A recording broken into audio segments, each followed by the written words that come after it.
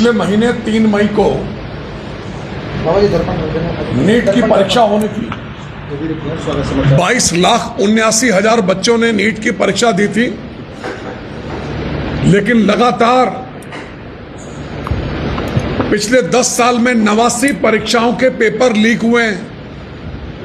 89 और 90 नंबर जो 3 मई को परीक्षा लीक हुई है पेपर, वो 90 परीक्षाएं अब तक लीक हुई हैं। ये बहुत दुर्भाग्यपूर्ण है।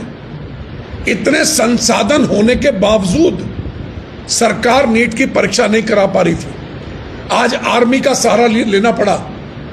अभी कल 21 जून को वो 3 मई को स्थगित परीक्षा 21 तारीख को संपन्न हुई है। वो 22,79,000 बच्चे थे, जिसमें से 20 बच्चों ने आत्महत्या की। कौन जिम्मेदार है? ये फेलियर सिस्टम है। ये सरकारों का फेलियर सिस्टम है। बच्चों के एग्जाम नहीं करा पा रहे आप। 90 परीक्षाएं पेपर लीक हुए, जिसमें 49 बार री एग्जाम हुए, 49 बार दोबारा परीक्षा हुई। ये बड़े शर्म की बात है।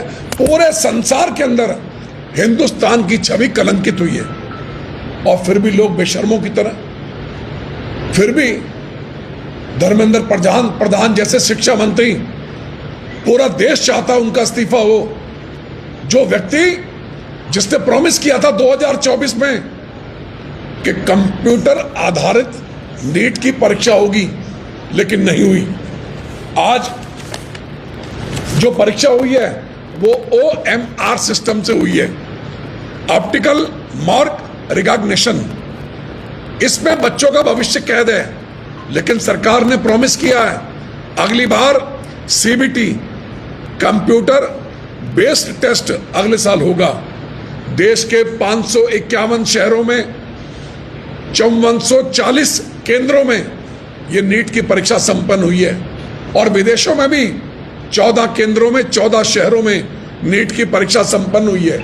इस प्रकार से 5,454 केंद्रों में नीट की परीक्षा हुई है।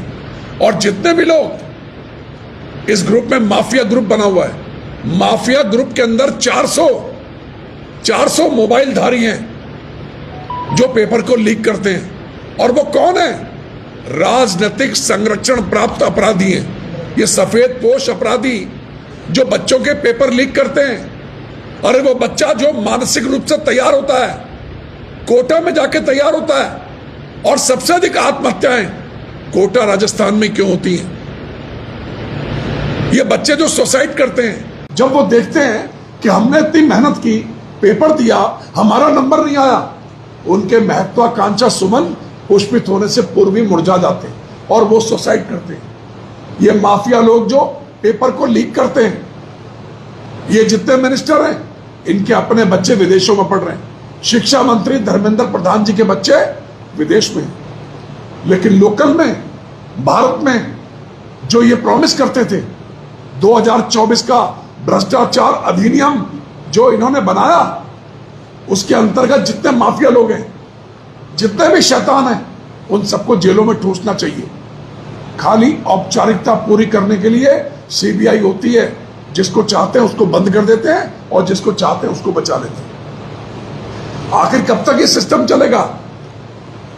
1.32 1,32,000 करोड़ रुपया नीट परीक्षा में खर्च होता है।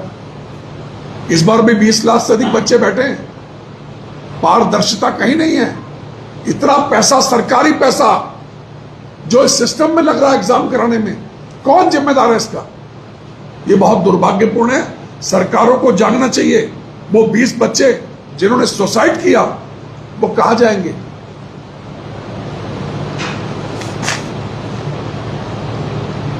जिन बच्चों ने एग्जाम दिया, उनके माता पिता भी बड़ी उम्मीद लगाते हैं कि हमारे बच्चों ने आज JEE का कंपटीशन दिया, आज नीट की परीक्षा दी, इनका नंबर अवश्य आएगा, लेकिन नंबर नहीं आता, पैसा बर्बाद होता है।